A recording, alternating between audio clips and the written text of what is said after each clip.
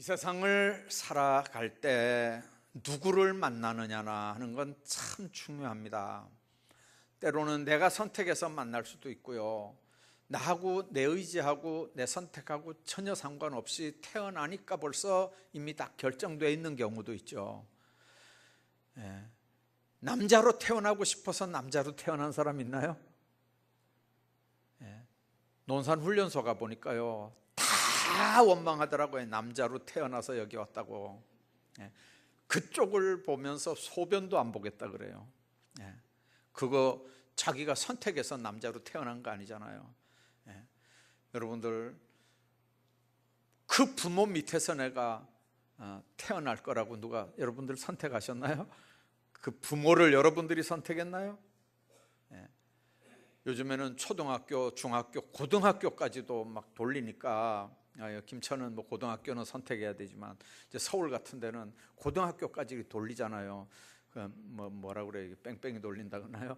자, 그러면 자기가 가고 싶은 학교가 거기 아니어도 거기 가야 되고, 자기가 만나고 싶은 선생님이 그분 아니었는데도 만나야 되고, 방법이 없어요. 우리가 못 선택하는데도, 선택하지 않았는데도 방법 없이 그렇게 될 수밖에 없는 게 있어요. 그런데 때로는 우리가 선택할 수 있는 일이 있습니다. 배우자를 만난다든지, 친구를 만난다든지, 직장 동료들을 만난다든지, 특히 교우들 가운데서도 뭐 어떤 사람들하고 친한다든지, 교회 선택하는 것도 어떤 교회를 선택한다든지, 여러분들 그런 것들은 다 내가 선택할 수 있잖아요. 근데 두 가지 답니다. 내가 선택하는 문제든지 아니면 내가 선택을 못하는 문제든지 간에 두 가지 다 중요한 건, 내가 만나는 사람들은 너무 중요한 거예요. 왜 그러냐면, 내가 어떤 사람을 만나느냐에 따라서 내 인생이 달라질 수 있어요. 내 사고가 달라질 수 있고요, 사고 체계가 달라질 수 있고, 가치관도 달라질 수 있어요. 삶의 자세도 달라질 수 있고요, 삶의 습관도 달라질 수 있어요.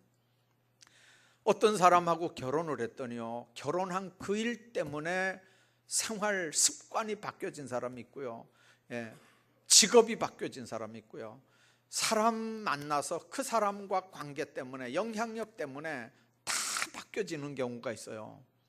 그렇게 하려면 잘 만나야 되잖아요. 여러분들, 그래서 젊은 사람들은요, 멘토를 잘 만나야 된다 이렇게 하죠. 멘토. 여러분들 멘토는 누구예요? 원래 이 멘토는 사람 이름이에요. BC 1200년경에 그리스의 이타이카 왕국의 왕이었던 오디세이라고 하는 사람이 트로이 전쟁을 나가면서 자기 아들 텔레마쿠스를 자기 믿는 친구에게 맡기고 전쟁을 하러 갔어요. 여러분들, 그 전쟁이 그냥 뭐 1년 하고 이렇게 오는 전쟁이 아니고, 가서 이제 그 지역을 다 점령하면 다 또 거기에 근거해서 그 주변에 또 다 정복하고 뭐 이기고 지고 막 이렇게 하다 보니까, 전쟁 한번 나가면 보통 10년씩 있다 오는 전쟁이거든요.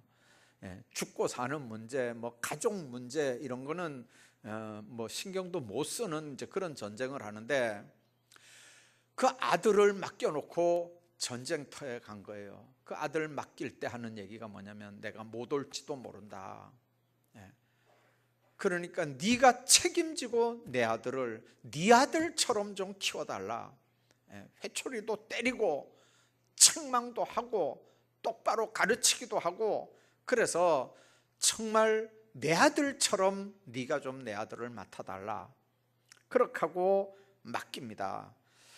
이제 10년 전쟁 끝나고 돌아와 보니까 정말 어떤 녀석 하나가 딱 나와가지고 자기한테 인사를 하는데요, 정말 멋진 아주 늠름한 젊은 기사가 하나 나와가지고 막 자기한테 인사를 하는 거예요. 그리고 그 옆에 자기 친구가 서 있고요. 누구냐 그러니까 웃으면서 자네 아들이라 그러는 거예요. 얼마나 기뻤겠어요. 얼마나 고마웠겠어요. 그 그 친구가, 자기 아들을 맡았던 그 친구가 멘토예요, 이름이. 그래서 그 멘토라고 하는 게 이제 그때부터 이렇게 사용이 되는 단어입니다. 여러분들, 멘토라고 하는 건 지혜도 믿음도 사랑도 있어서 때로는 회초리도 들고 때로는 격려도 하고 위로도 하고 힘도 실어주고 칭찬도 하면서 아버지처럼 끌어주는 지도자와 동의어로 이 멘토라는 단어가 사용이 됩니다.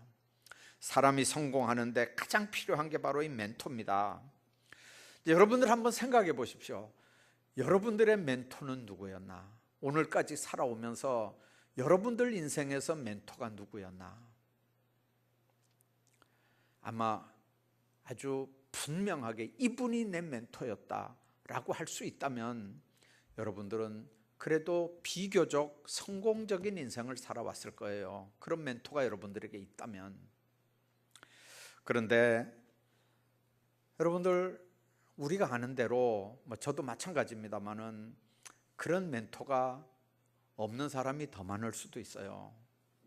더 많을 수도 있어요. 또 멘토라고 생각했던 그분에게 실망하고 좌절하고 낙심해서 이제 멘토였는데 멘토 아니다, 이렇게 아예 그만 접어둔 사람도 있을 거고요. 그런데 오늘 우리 예수 믿는 사람들에게 변하지 않는 가장 완전하고 분명한 우리 멘토가 있죠. 그분이 바로 예수 그리스도입니다. 그분은 우리 개인들하고 관계에서 이해관계가 없는 분이에요. 언약했으면 그 언약은 내 쪽에서 깨면 깼지 그쪽에서 깨는 법이 없어요. 그분의 사랑은 무조건적이고 무제한적이거든요. 여러분들, 그 말은 뭐냐면 그분은 인간이었지만 신이라는 얘기죠.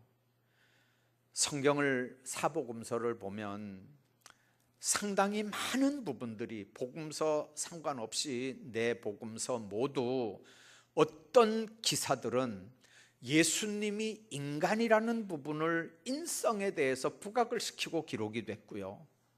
또 어떤 기사들은 예수님의 신성에 초점을 맞춰서 기록을 했어요. 그래서 사복음서를 우리가 볼 때 이 부분은 예수님의 인성 쪽을 강조한 거구나, 이 부분은 예수님의 신성 쪽을 강조한 거구나 하고 우리가 이렇게 깨달을 수 있죠. 여러분들, 325년 니케아 회의 이후에 초대교회가 예수님을 이야기할 때 그분은 완전한 인성과 완전한 신성을 가진 분이다, 기독론을 그렇게 정의를 했어요. 그분은 완전한 인간이고 그분은 완전한 하나님이다. 여러분들, 그 전에는 뭐였습니까? 한쪽에서는 인간 예수만 얘기했고요, 그 전에는 또 한쪽에서는 하나님 신성 예수만 얘기를 했어요. 근데 성경에 그 두 가지가 다 나와 있고 다 중요한 거예요. 여러분들, 우리가 기쁘다 구주 오셨다 그러잖아요. 기쁘다 구주 오셨다. 오늘 본문에 있는 말씀 보면 9절에 참빛 곧 세상에 와서 각 사람에게 비추는 빛이 있었나니, 근데 이 빛을 증거한 사람이 바로 예수님이 빛이고 빛을 증거한 사람이 이제 세례 요한이잖아요. 그런데 참빛 곧 세상에 와서 각 사람에게 비추는 빛이 있었나니 그가 세상에 계셨으며 세상은 그로 말미암아 지은 바 됐으되 세상이 그를 알지 못하였고 자기 땅에 오매 자기 백성이 영접하지 않았다 이랬어요. 예수님은 원래 이 땅을 지으시고 이 세상은 그분 때문에 만들어진 거예요. 하나님이 천지 만물을 창조하셨다고 할 때, 조물주라고 할 때 예수님은 삼위일체 한 분이었기 때문에 천지 만물 창조할 때 같이 계셨던 분이거든요. 그분이 자기 땅에 왔어요. 그랬는데 세상이 그를 알지 못했다 그랬어요. 그러니까 동방 박사들이 유대인의 왕으로 나시니가 어디냐 하고 찾아간 데가 왕궁으로 찾아갔잖아요. 헤롯이 그 소식 듣고 깜짝 놀랐어요. 자기가 왕인데 어디 유대인의 왕이 또 나타났냐고. 그래서 2살 밑에 남자 아이들 다 죽인 게 이제 그래서 죽인 거거든요. 여러분들, 우리가 여기서 생각해야 되는 거죠. 왜 하나님이 인간의 육신을 입고 오셨느냐는 겁니다. 오늘 말씀드리려고 하는 부분이 바로 이 성육신에 관한 얘기입니다. 오늘 14절에 그렇게 말씀합니다. 말씀이 육신이 되어 우리 가운데 거하심에. 그랬습니다. 말씀이, 로고스가 육신을 입었다는 얘기죠. 우리 가운데 거하시는데 우리가 그 영광을 보니 아버지의 독생자의 영광이요 은혜와 진리가 충만하더라 그랬습니다. 그런데도 그분을 메시아라고 받아들이는 사람들은 거의 없었지 않습니까? 자, 성육신이라고 보통 우리가 얘기를 합니다. 그 성자는 이룰 성자고요, 육신을 이루었다 그렇게 이제 얘기합니다. 그 말은 오늘 본문이 말씀이 육신이 됐기 때문에 성육신이라는 말을 합니다. 그러나 영어나 헬라어나 라틴어나 다른 말씀들은요, 육신을 입었다 이렇게 성육신 개념이 아니고요, 인카네이션이라고 얘기를 합니다. 이는 뭐뭐 안에잖아요. 카네이션은 인간 역사 속에 현현했다는 의미입니다. 하나님이 육신을 입고 그냥 사람이 돼서 왔다 그런 개념만 있는 건 아니고요, 하나님이 하늘 보좌를 버리고 육신을 입고 인간 역사 속에 오셨다는 거죠. 인간 역사 속에. 어떤 분으로 오셨습니까? 구세주로 오셨습니다. 어떤 분으로 오셨습니까? 왕으로 오셨습니다. 어떤 분으로 오셨습니까? 하나님으로 오셨습니다. 그러니까 하늘 보좌를 버리고 이 땅에 오신 그분을 내 구세주로 영접하면 하나님의 자녀가 되는 거고요, 그분을 내 구속주로 모시면 내 죄 문제가 해결되는 거고요, 그분을 하나님으로, 왕으로, 그분의 다스림의 통치를 받으면 천국 백성이 되는 거예요. 하나님이 하늘 보좌를 버리고 인간의 몸을 입고 이 땅에 오시는 비밀 가운데 첫 번째는요, 속죄 사건 때문에 그래요. 왜 그러냐면 인간은 아담부터 그 모든 후손들이 다 죄를 유산으로 받습니다. 아담의 후손 중에 죄 없는 사람은 없어요. 자, 그러면 그 죄 문제를 해결할 때 반드시 필요한 건요, 누군가가 죄 없는 사람이 대속을 해야 돼요. 죄 없는 사람이. 그러니까 죄도 없어야 되고 사람이어야 돼요. 그러니까 사람은 누구든지 다 죄가 있잖아요. 아담의 후손은 누구든지 다 죄가 있는 거예요. 그러니까 사람이라고 하는 건 되는데 죄 없다고 하는 건 안 돼요. 죄 없는 사람은 없어요. 그러니까 짐승 보내서 죽게 하고 선지자 보내고 제사장 보내고 예언자 보내고 다 해도 안 되니까 결국 마지막에 하나님이 육신을 입고 이 땅에 오시는 거예요. 그 말이 뭔 말이냐면 하나님이 인간이 됐다는 말이에요. 하나님이 인간이 됐으니까 인간이잖아요. 그분은 하나님이 인간 된 거니까 죄는 없잖아요. 그래서 이 두 가지가 딱 맞는 거예요. 죄는 없어야 되고 인간이어야 되고, 그 두 가지를 합하려면 하나님이 인간이 되는 방법밖에 없어요. 그래서 하늘 보좌를 버리고 예수님이 이 땅에 태어나는 거예요. 예. 그분이 왜 육신을 입고 이 땅에 왔을까요? 죽으려고 왔어요. 죽으려고. 어떻게 죽냐면 제물로 죽으려고요. 모든 백성들의 죄를 다 짊어지고 십자가에서 제물로 죽으려고 왔어요.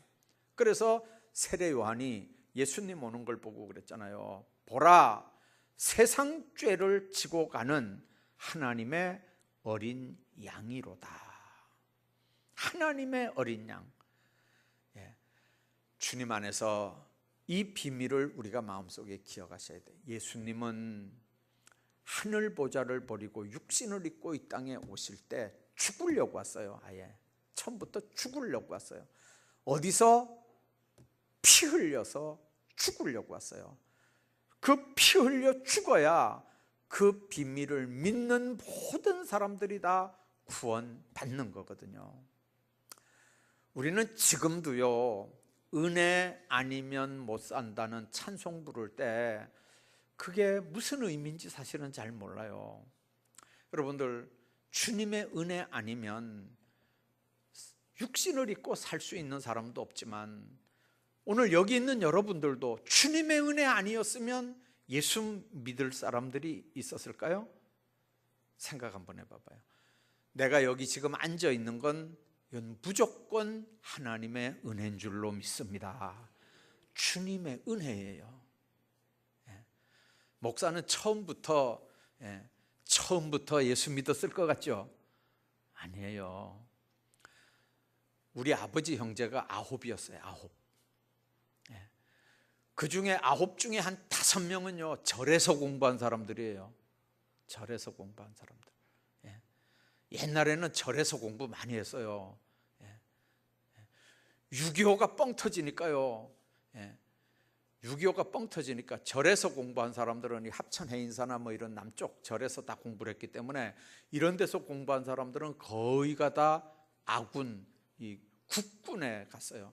그래서 국군 장교도 하고 막 이랬대요. 근데 공부하러 안 가고 고향 지킨 사람들은 거기가 이북 땅이잖아요. 거기는 다 징집돼 가지고 나가가지고 인민군이 된 거예요. 그러니까 한 형제 간에 인민군 장교도 있고 국군 장교도 있어요. 아버지 형제들이 그랬어요. 그러니까 우리 할머니는 이렇게 눈 뜨자마자, 제가 군대 갈 때까지 할머니하고 같이 잤거든요. 같은 방에서. 할머니는 눈 뜨자마자 뭐라고 기도했냐면요, 옥황상제님, 뭐 산신령님, 용왕님, 뭐 우리 조상님네들 이렇게 하고 기도하는 소리에 내가 깨났다니까요. 제가 초등학교 때는요 할머니하고 같이 국구경도 많이 따라다녔고요, 배뱅이꽃 할 때 가서 울기도 많이 했어요. 배뱅이꽃. 그리고 거기서 주는 떡도 잘 얻어 먹었고요. 우리 집에 제사가 한 달에 몇 번씩 됐었어요. 제사가 얼마나 많았는지 몰라요. 그런데 어느 날 제가 주일학교 다니다가 중고등학교 다니다가 어느 날 은혜 받고 목사가 되겠다고 신학교 간다 그러는 게 집안이 난리가 난 거예요. 집안이 난리가 났어요. 제가 9대 종손이거든요. 제가 종손이에요. 종손요. 그러니까 집안에서 난리가 났어요. 호적 다 지워버린다 그래서 호적에서 지워버린다고. 옛날에는 손으로 이렇게 한 몇 년 동안 이렇게 한 3년 5년 이렇게 붓글씨로 이렇게 써가지고 모아놨다가 그걸 보내가지고 호적 책을 만들었어요. 옛날에는. 근데 거기서 진짜 내 이름 뺐어요. 빼고 내 이름 없는데 그냥 이렇게. 그래 난 호적에 내 이름 없는 줄 알았어요.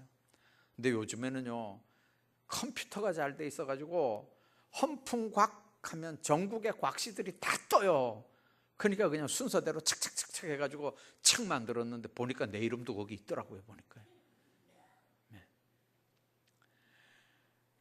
여러분들 예수 믿으니까요 얼마나 좋은지 몰라요. 오늘 교회 안 다니시던 분들이 이제 생전 처음에 이렇게 교회 한 2주, 3주 이렇게 오시는데 정말 잘 오셨어요. 정말 잘 오셨어요. 여러분들이 예수 잘 믿어보셔요. 여러분도 남은 여생 정말 복 있게 사시고 여러분들 후손도요 진짜 복 있게 사셔요. 아까 얘기했잖아요. 우리 윗대는 목탁 두드리고 고사 지내고 저도요 할머니하고 얼마나 따라다녔다고 그런데요. 3월 삼진날, 4월 초파일날, 5월 단오, 6월 유도, 7월 칠석, 지금도 안 잊어버리는 거 봐요. 얼마나 따라다녔으면. 거기 따라다닐 때 요만한 노란 냄비가 있어요. 그 냄비에다 고사밥 해가지고 이렇게 그 초지 이렇게 태워가지고 올리면서 우리 아들 잘 되고 아들 잘 되고. 지금 가만히 생각해 보니까 날씨가 좋은 날은 잘 올라가고요, 날씨가 굳은 날은 그게 안 올라가는데 이 우리 할머니는 순진해가지고 이게 안 올라가면요, 아이고 이게 우리 아들한테 애군이 끼었나 이래가지고 또 점지한테 가서 물어보면 또 그거 뭐 굿해야 된다 그러고. 아이고 옛날에 우리 그래 살았어요. 근데 여러분들 예수 믿으니까요 다 달라지는 거예요. 다 달라져. 집안이요 다 달라져요. 잘 오셨어요. 잘 오셨어. 여러분들 예수 잘 믿고 여러분들 가장 복 받으셔요. 진짜 복 받으셔요. 예수님을 구주로 모시면 그 모신다는 말이 뭔 말이냐면요, 내가 죄인이잖아요. 내가 죄인이잖아요.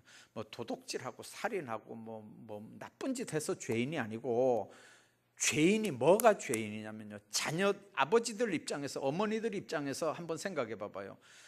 부모 입장에서 자녀들한테 제일 섭섭한 게 뭐죠? 자녀들이 불효하는 게 제일 섭섭한 거예요. 자녀들이 부모를 부모로 인정하지 않는 게 제일 섭섭한 거예요. 동의하시죠? 자녀가 머리 컸다고 다 부모들 키워가지고 이렇게 다 해줘서 그만큼 밥 먹고 사는데, 자기들이 성공해가지고 부모 없어도 막 이렇게 된 것처럼 하는 거, 그 모습 보면 부모들이 얼마나 속 터져요. 너무 섭섭하잖아요. 하나님도 똑같아요. 하나님을 하나님이라고 인정하지 않고 하나님을 하나님으로 섬기지 않는 죄가, 그게 진짜 죄예요. 진짜 죄. 우리가 죄인이라는 말은 하나님을 하나님으로 잘 섬기지 않는다는 뜻이에요. 머리 조금 컸다고 내 맘대로 살아요. 머리 조금 컸다고 내 맘대로 해요. 어떨 때는 부모가 뭐라 그래도 대들어요. 자기 말로 부모를 눌러버려요. 얼마나 여러분들 자녀들이 그러면 부모가 속이 터지겠어요. 얼마나 속상하겠어요. 하나님도 똑같다니까요. 하나님도 우리가 좀 컸다고, 좀 뭐 먹고 살만하다고, 좀 건강하다고, 좀 세상에서 좀 배웠다고 자꾸 하나님한테 대들고 따지고 이렇게 하면 하나님이 얼마나 섭섭하시겠어요. 그 죄 문제를 해결하는 건요 하이타이로 안 돼요. 여러분들 다른 더러운 것들은 그냥 세탁기 돌리면 되잖아요. 빨래비누로 그냥 이렇게 하면 되잖아요. 근데 인간의 죄 문제를 해결하는 길은요 하이타이로도 안 되고 세탁기 돌려도 안 돼요. 표백해도 뭐 탈색해도 안 돼요. 죄 문제 해결하는 건 예수 피밖에 해결할 방법이 없어요. 그 예수님이 십자가에 못 박혀 피 흘려 죽었다는 말이 바로 그 말이에요. 그리고 그 예수님의 피 때문에 우리가 하나님 앞에 죄 문제 다 해결하고 하나님의 백성이 됐다는 뜻이에요. 그분은 하늘 보좌 버리고 이 땅에 오셔서 십자가에 못 박혀 죽으시고 부활 승천하신 다음에, 그리고 다시 영으로 우리 가운데 지금 와 계시는 거예요. 여러분들 속에 예수님의 영, 성령, 하나님의 영을 다 모시고 사는 줄로 믿습니다. 예수 믿는다고 할 때 그분을 우리가 영접해 드리는 거예요. 예수의 영을 영접해 드리는 거예요. 예수님이 우리 가운데 지금 와 계셔요. 그분이 날 다스리고 계셔요. 그분이 내 주인이에요. 그분이 내 왕이에요. 여러분들, 그런데도 모셔놓고도 저 구석에 처박아 놓고 내가 왕노릇하고 내가 대장이고 내가 알아서 다 하고, 그러면 여러분들 그분이 얼마나 섭섭해 하시겠어요. 신앙생활은 그런 거예요. 그분을 모셔드렸으면 그분과 의논하는 거예요. 그분과 늘 대화하는 거예요. 그분과 물어보고 하는 거예요. 사는 거예요. 그분께 영광 돌리며 사는 거예요. 어려운 문제 있으면 이거 어떻게 해요? 좀 도와주세요. 이거 좀 어떻게 좀 해주세요. 늘 그런 관계를 가지는 거예요. 주님과의 그런 관계들을 잘 가지시기를 주의 이름으로 축복합니다. 죄에서 구원할 자로 세상에 보냄을 받았다는 예수 그리스도의 성육신 사건은 성령으로 지금 우리와 함께 계시는 임마누엘의 사건이에요. 그분은 하늘 보좌 버리고 육신을 입고 인간 역사 속에 개입하셨고, 또 그분은 죄에서 구원할 자로 우리에게 오셨기 때문에 예수 믿고 예수를 내 구주로 내 왕으로 영접하면 그 모든 삶에서 우리를 책임져 주시는 그분이에요. 그분은 성령으로 우리 가운데 계시기 때문에 늘 나와 함께 하시는 하나님인 거예요. 그분은 하나님이에요. 어떤 분이 전도를 하는데 이렇게 전도를 했대요. 어느 집에 왕대가 이렇게 대나무가 이렇게 꽂혀 있고 대나무에 깃발이 꽂혀 있었어요. 그 집에 전도하러 들어갔어요. 전도하러 들어가니까 예수쟁이가 성경책 끼고 전도하러 들어오니까 부정탄다고 난리가 났어요. 그래가지고 이분이 그랬대요. 뭘 모시냐고, 누굴 모시냐고. 그러니까 을지문덕 장군을 모신다 그랬대요. 그래서 이 전도하러 간 사람이 뭐라 그랬냐면요, 을지문덕 장군보다 더 높은 사람이 이성계고 이성계보다 더 높은 사람이 하나님이라고, 예수님이라고. 그러니까 믿으려면, 섬기려면 최고 대장을 섬겨라. 왜 장군을 섬기냐. 그래가지고 전도를 했대요. 우리가 섬기는 하나님은, 우리가 섬기는 분은 하나님인 줄로 믿습니다. 그분은 하늘 보좌를 버리고 육신을 입고 우리 죄 문제 때문에 이 땅에 오신 분이에요. 그리고 다시 부활승천하셔서 영으로 우리 가운데 지금 와 계시는 분이에요. 그분과 동행하셔야 돼요. 그분과 의논하셔야 돼요. 그분께 물어보면서 사셔야 돼요. 예수 믿는다고 하는 말은 그분께 다 의뢰한다, 맡긴다는 말이에요. 맡기고 사는 거예요. 내 인생은 내가 운전하는 게 아니에요. 그분께 맡겨드리면 나보다도 내 인생을 그분이 더 잘 알아요. 우리는 내일 일도 모르잖아요. 그분은 내가 모르는 내 뒷날보다 그분은 나를 더 잘 아시는 분이에요. 그러니까 그분께 맡겨드리면 가장 아름다운 길로 우리를 인도하시는 거예요. 그렇게 사시기를 주의 이름으로 축복합니다. 그런 예수를 마음속에 영접하며 사시기를 주님의 이름으로 축원합니다.